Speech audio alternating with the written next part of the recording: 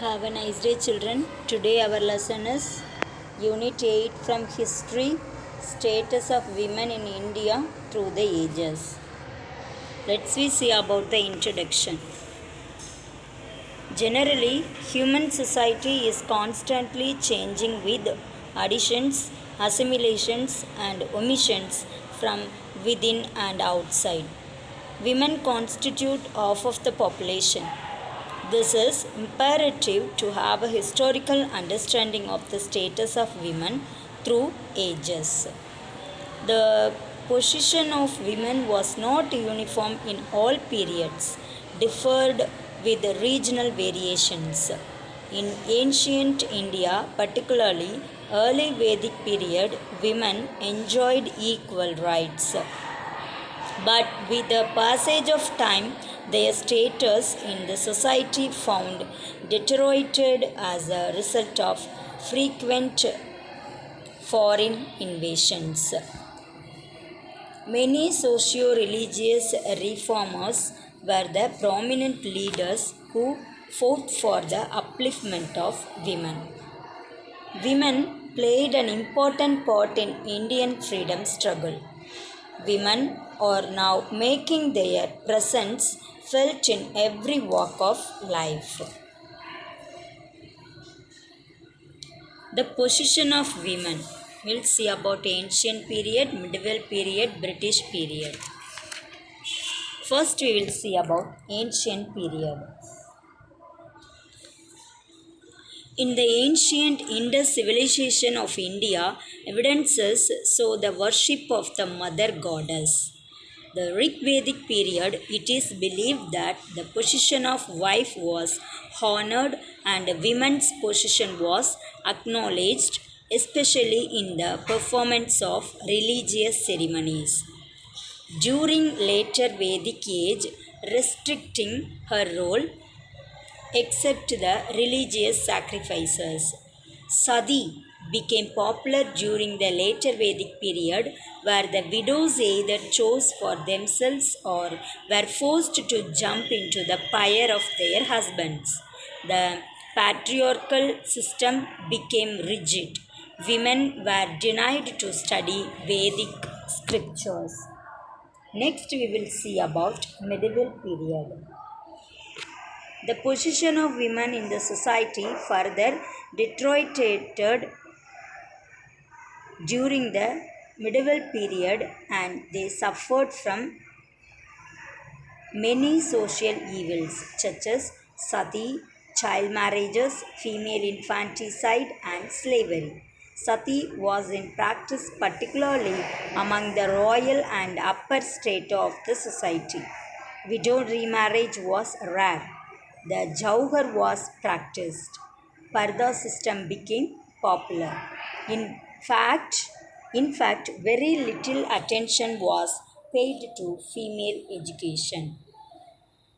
Next, we will see about the British period.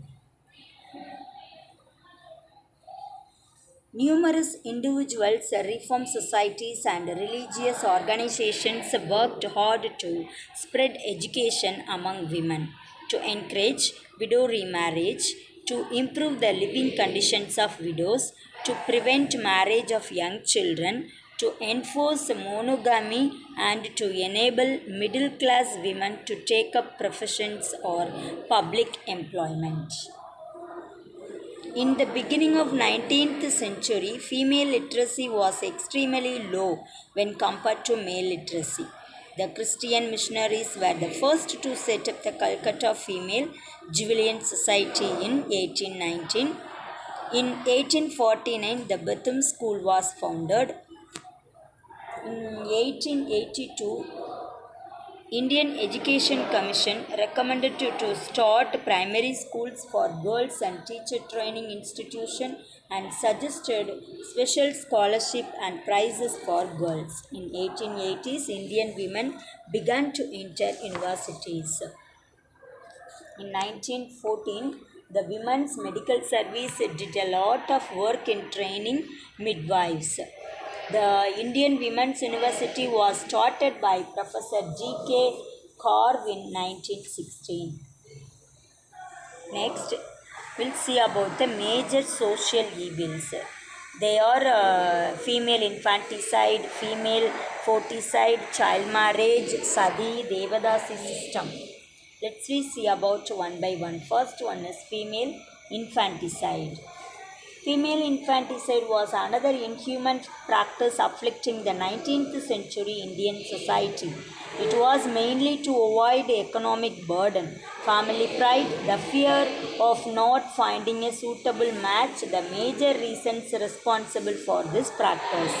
The company administration in India took steps to ban this practice by passing the Bengal Regulatory Act 21 of 1795, the Regulating Act of 1802, and the Female Infanticide Act of 1870. Next one is a female foeticide. Female foeticide is also an inhuman practice which cuts across the caste, creed, class, and regional boundaries. Whether it is female infanticide or female foeticide, the prime motive remains the same.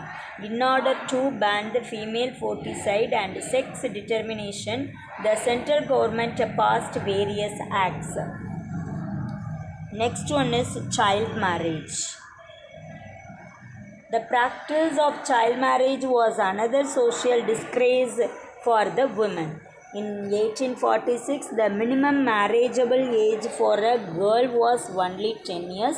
The Native Marriage Act was passed in 1872. It fixed the minimum marriageable age of girls at 14 and boys at 18. In 1930, the Central Legislative Assembly passed Roy Sahib Horbilas Sarada's Child Marriage Bill, fixing the minimum marriageable age for boys at 18 and 14 for girls.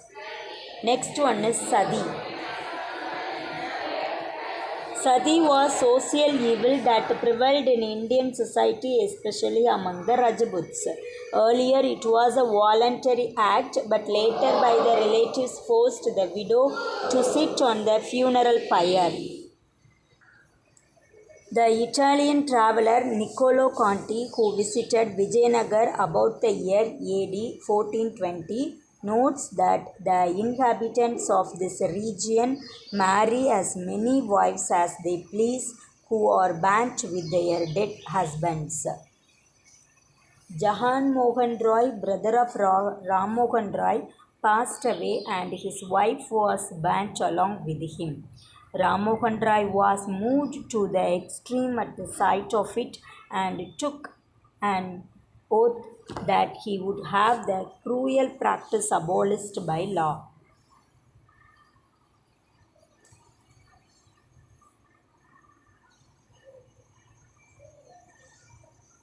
Lord William Bentinck passed Regulation 17 on December 4th, 1829, declaring the practice of sati or burning or burying alive the widow of Hindus illegal and punishable by criminal codes. Next one is Devadasi system. The word Devadasi, that is Sanskrit word, or a Devar Adiyal, that is in Tamil word, that means servant of God, dancing girl dedicated to the service of God in a temple. Devadasi system was a social evil. Later on, they were ill-treated and humiliated. The Devadasis lost their dignity, sense of pride, self-respect and honor. Role of social reformers. The reformers who led the movements were the forerunners of modern India. First one we will see about Rajaram Mohan Roy. The first was the abolition of sati by law on humanitarian grounds. Rajaram Mohan Roy, the pioneer of Indian social reform movement, was a casteless crusader of sati after having seen this practice in the case of his own sister-in-law. He started his campaign against this inhuman evil practice. Influenced by the ruthless attack of the movement led by Ram Mohan Roy, the British government declared this act as culpable homicide. Sati, a punishable offense in 1829, he also protested against the child marriage and female infanticide. He favored the remarriage of widows, female education, and women's right to property. Thus, the evil practice of sati on any scale was wiped out. Ishwar Chandra Vidyasagar. He carried on the movement for female education, widow remarriage, and abolition of polygamy in Bengal. He submitted petitions to this effect to the Indian Legislative Council and to the passing of the Hindu Widow Remarriage Act in 1856. His son Narayana Chandra set an example to others by marrying a widow of his choice.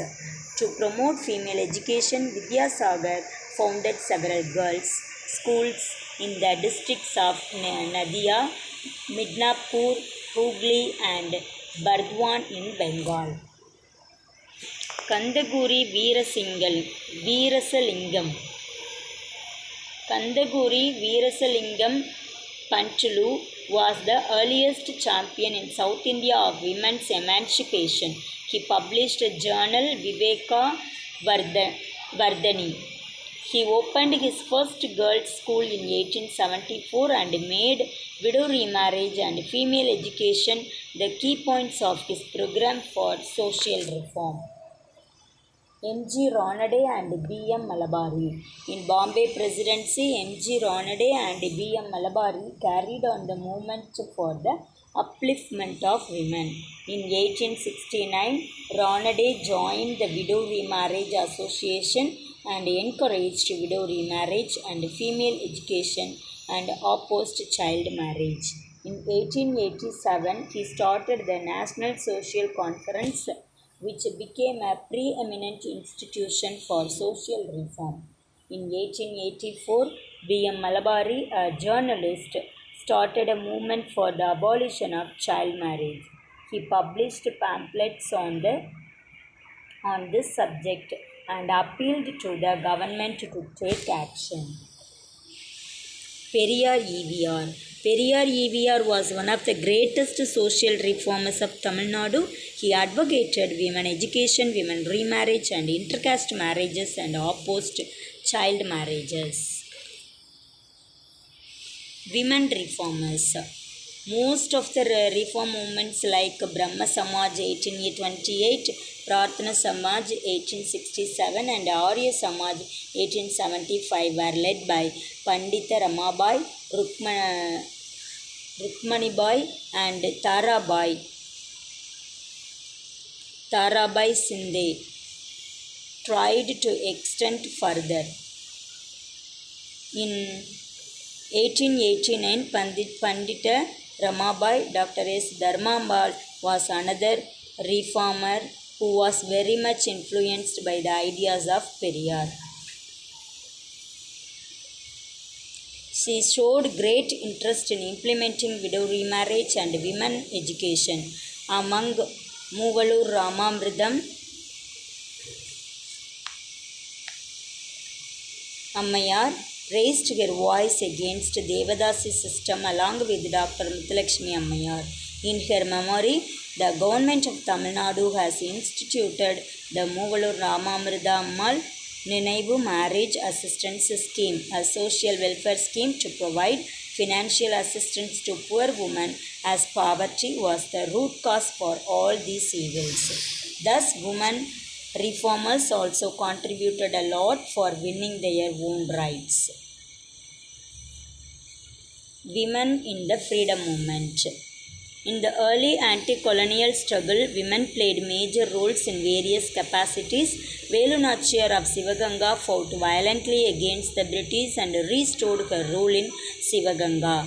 Begum Hazrat Mahal, Rani Lakshmi Bai of Jhansi, led an armed revolt of 1857 against the British. In the freedom struggle, thousands of women came out of their homes, boycotted foreign goods, marched in processions, defied laws, received lucky charges, and courted jails. Their participations in the struggle added a new dimensions of mass character. Impact of reform movement.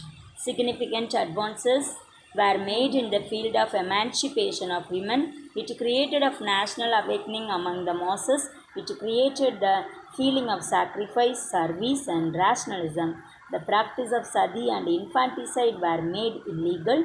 It permitted widow remarriage. Women in independent India.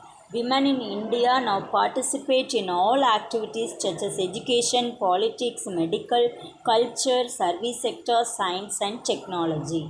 Its main focus was on empower of women. Its main functions is to review women-related legislation and intervene in specific individual complaints of atrocities and denial of rights.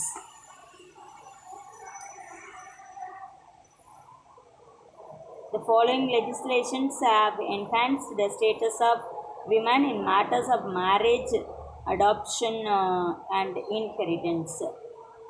You can see in the table. Children, I hope you had understood this lesson. You learned book back question and answer, which is on displayed in the screen.